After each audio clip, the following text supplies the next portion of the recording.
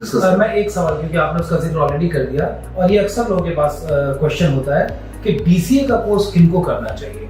और उसके बाद एक सवाल की और अनुमति मैं चाहूंगा, तमाम जरूरत मैं जान रहा हूं कि आज का कार्यक्रम थोड़ा व्यस्त है, लेकिन एक सवाल की और अनुमति मैं चाहूंगा और मैं लगातार पूछ ही लेता हूं, चाहूंगा आप जवाब दे दें।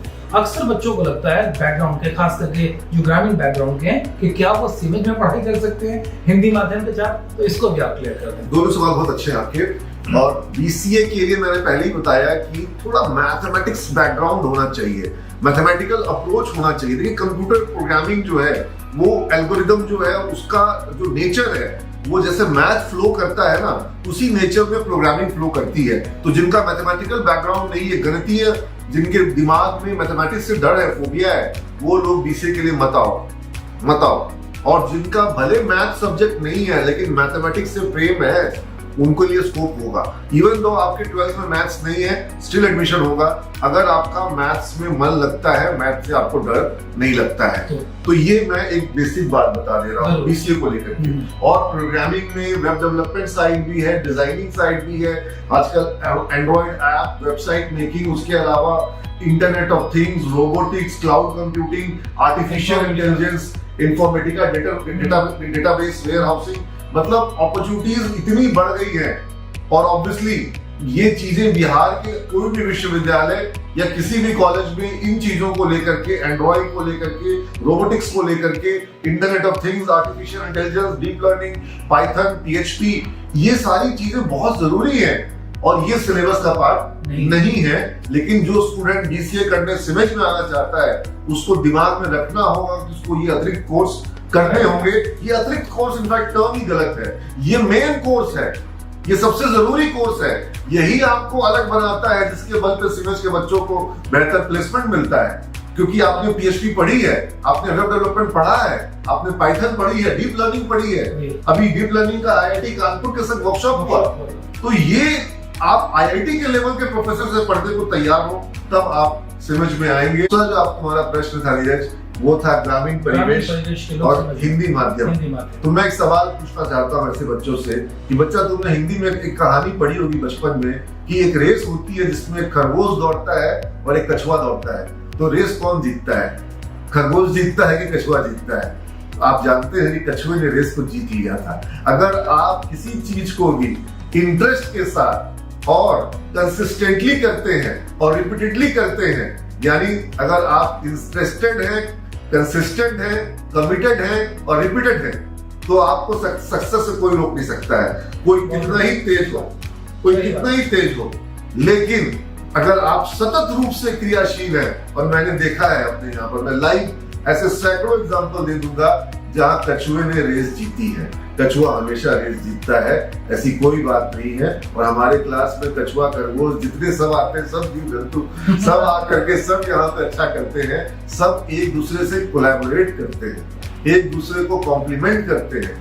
जब हम ग्रुप बनाते हैं तो उस ग्रुप में कुछ कमजोर छात्र को रखते हैं, कुछ अच्छे छात्र को रखते हैं, कुछ एवरेज छात्र को रखते हैं, और उनको पीपीटी तैयार करना है, उनको प्रोजेक्ट बनाना है, वेबसाइट बनाना है, उनको सॉफ्टवेयर बनाना है। अब क्या होगा, जब सॉफ्टवेयर बना लिया तो कोई बच्चा ज्यादा मेहनत करेगा, कोई कम मेहनत करेगा, किसी को ज्यादा समझ में आएगा, किसी को कम समझ में आएगा। लेकिन मैंने अनाउंसमेंट कर दिया कि जब मैं इंटरव्यू लूंगा, सवाल जवाब करूंगा, तो जिस बच्चे को सबसे कम मार्क्स आएगा, सारे बच्चों को वही मार्क्स मिलेगा। अब इसका परिणाम क्या होता है कि जो तेज बच्चा है वो कमजोर को सिखाता है खुद से, क्योंकि वो जानता है कि अगर कमजोर को कम नंबर आया तो मेरा नंबर भी घट जाएगा। तो एक peer to peer learning environment बना दिया, तो कछुआ, खरगोश सब मिल करके आगे बढ़े। तो ये इस तरह की ऐसी अनेकों प्रयोग हैं। प्रयोग धर्मिता, इनोवेशन सिमेज संस्थान की निशानी रही है, और हम आगे भी हमारे बड़े संकल्प हैं। हम विश्वविद्यालय की संकल्प को लेकर चल रहे हैं। अभी जिस संस्थान में मैं ये वीडियो रिकॉर्ड हो रही है, इसके ठीक बगल में हमारा बड़ा कैंपस बन रहा है, जो लगभग 1.5 लाख स्क्वायर फीट का है, और जहां पर हम बिहार में वो सुविधा देने वाले हैं जो सुविधा आज तक बिहार को प्राप्त नहीं हुई है। सिमेज की स्थापना इस लक्ष्य के साथ हुई थी कि बिहार से बच्चों का पलायन रुके। और ये जो नया कैंपस में बना रहा हूँ, सिमेज विश्वविद्यालय जो मैं बना रहा हूँ, Sumedh centre, Sumedh Buddha centre of excellence जो बना रहा हूँ, गुरु Govind Singh centre of excellence जो पटना सिटी में बना रहा हूँ, वो मैं इसलिए बना रहा हूँ कि न सिर्फ पलायन रुके, बल्कि बाहर से और हमारे यहाँ पीछे आसनसोल से बच्चे आकर के और नेपाल से बच्चे आकर के पढ़ते हैं, गोरखपुर से आके पढ़ते हैं। लेकिन अब मेरा टारगेट है कि हमारे यहाँ पर पूरे यूपी से, पूरे वेस्ट बंगाल से, नॉर्थ ईस्ट से और उसके अलावा उड़ीसा से और पूरे भारत से बच्चे पढ़ने के लिए सिमज में आए। ऐसा उत्कृष्ट संस्थान बने। हो सकता है सुनने वाले को लगे कि मैं बड़ी बात बोल रहा हूँ, लेकिन जब पंडित मदन मोहन मालवीय, जिनके पैर के धूल के बराबर मैं नहीं हूँ, लेकिन जब उन्होंने सोचा था कि मुझे बनारस हिंदू विश्वविद्यालय स्थापित करना है, तो उनके पास ना धन था, ना साधन थे, ना संसाधन थे, सिर्फ एक विचार की शक्ति थी। तो मैं तो उनके पैर के धूल के बराबर भी नहीं हूं, लेकिन कल्पना करने में मुझे लगता है कि मुझे कसर नहीं छोड़नी चाहिए। और जब कल्पना होगी तो प्रयास भी होंगे और परिणाम भी होगा। थैंक यू आप सभी बच्चों से इस वीडियो के माध्यम से जुड़ करके मुझे बहुत अच्छा लगा। और भी आपके जो प्रश्न होंगे वो आप नंबर बच्चों को बता दीजिए जिसको बच्चे पूछ सके। हमारे कॉलेज का नंबर है 9835024444 या 7 कर दो 98350244444। आप इस नंबर पे कोई भी क्वेश्चन कर सकते हैं। दूसरा नंबर है 7250767676। इस पे व्हाट्सएप 7250767676।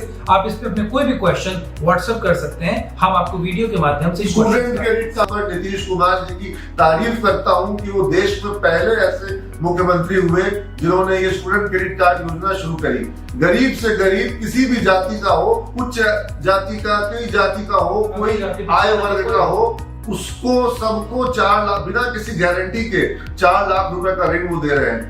क्लास शुरू हो गई, उसके बाद आपको 1 रुपया नहीं देना है। कब देना है? फिर 3.5 साल के बाद, जब जॉब लग जाए। जब जॉब लग जाए। आपने इंग्लिश अपना इंप्रूव कर लिया, आपने सारे एड ऑन कोर्स कर लिए, आपने डिग्री कोर्स कर लिया, जब तक जॉब नहीं लगेगी पैसा नहीं देना है। आपको जॉब लग गई, कमाने लग गए, उसमें से आपको देना है। अगर आप 30,000 25,000 कमा रहे हो और सरकार को 4,000 रुपए का किस्त देना है तो क्या दिक्कत है? खुशी खुशी देना पड़ेगा। जॉब लगने के बाद तो सीमेंस के बच्चों को तो मान के चलो कि देना ही देना पड़ेगा, ताकि जॉब लेना ही लेना पड़ेगा।